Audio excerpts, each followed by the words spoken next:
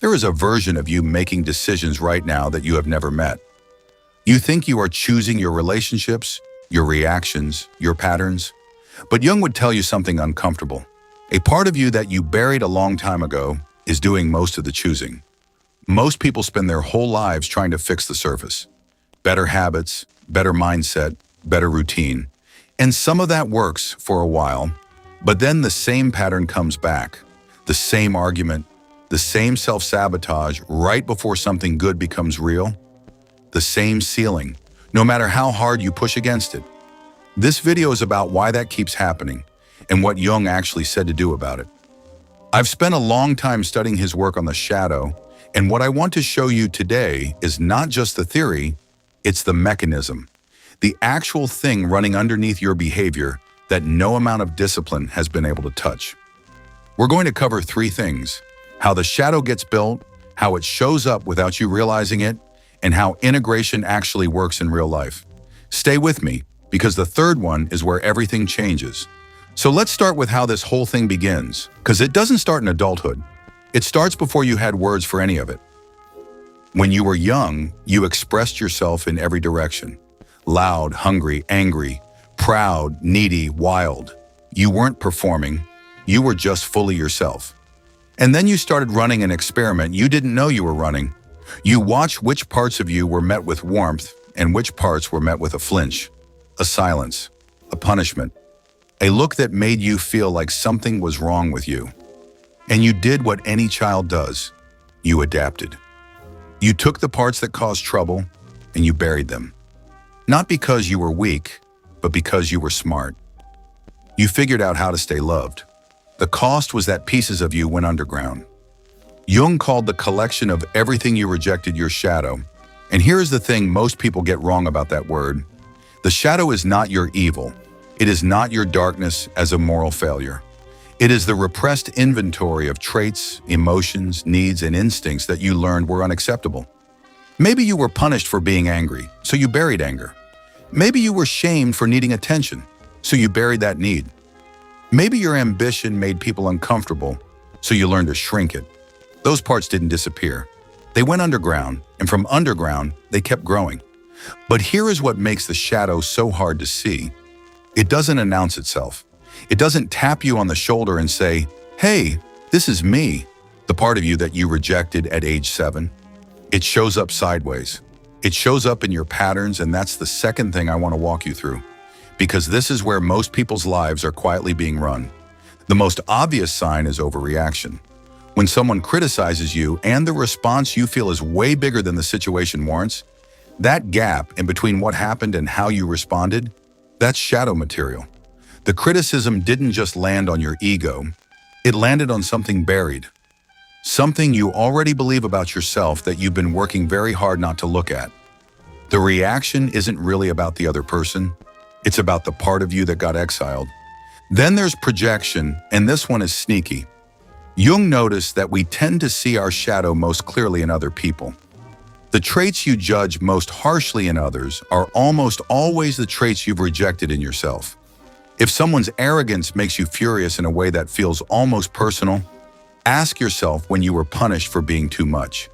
If someone's neediness exhausts you, ask yourself when you learned that needing things was shameful.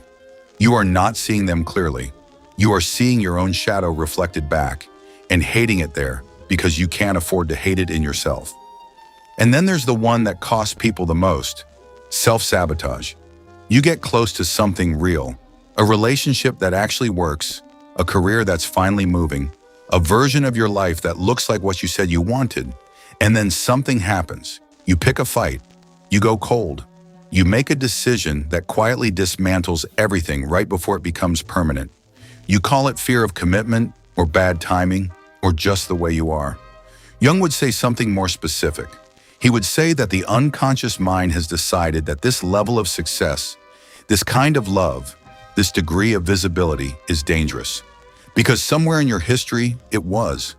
And the shadow is protecting you from it the only way it knows how, by destroying it first. This is why discipline hasn't fixed it. Discipline is your conscious mind trying to force a result that your unconscious mind has already decided is a threat.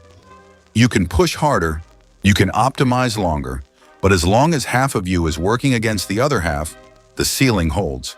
And that brings me to the third part, which is the part that actually matters. And if you're finding this useful, subscribe and leave a comment below. Tell me which pattern hit closest to home, because I read those, and it genuinely helps me know what to make next. There's also a related video on unconscious patterns that I think you'll want to watch after this one.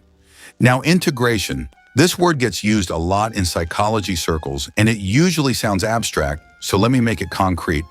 Integration does not mean you excavate every childhood wound and become a perfect, healed version of yourself. That's not what Jung was describing. Integration means you stop letting buried parts of you drive your life from a place where you can't see them. You bring them into the light, not to celebrate them, not to act on every impulse, but to know they're there. Because the shadow only has full power over you when it's invisible. Here's how this actually works in practice.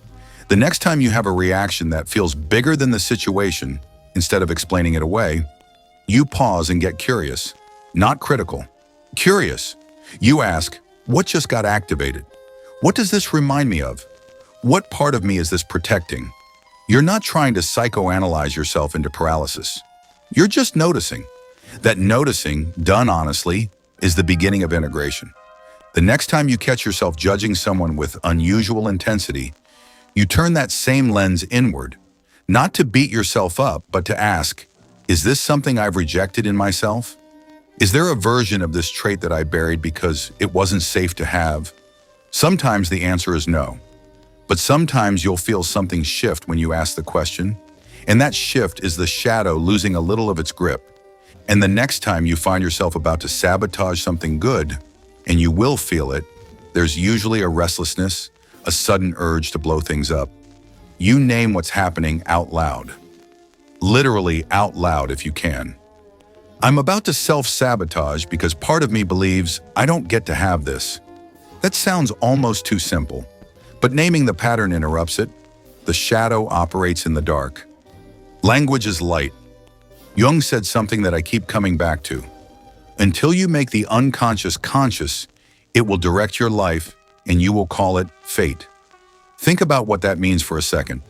Every pattern you've chalked up to bad luck, to the wrong timing, to just being who you are. Jung is saying that's not fate.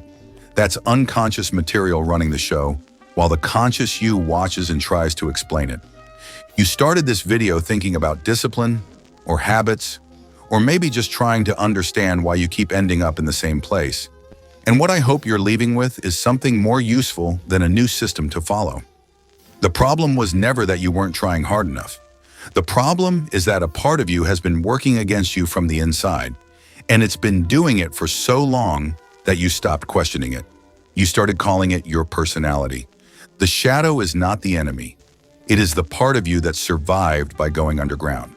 And the goal now is not to destroy it, not to be ashamed of it, but to finally sit across from it and say, I see you, because the moment you do that, it stops being in charge. That's the work. Not perfect, not finished, just honest. If this made you think, subscribe to Ancient Mind Lab for more.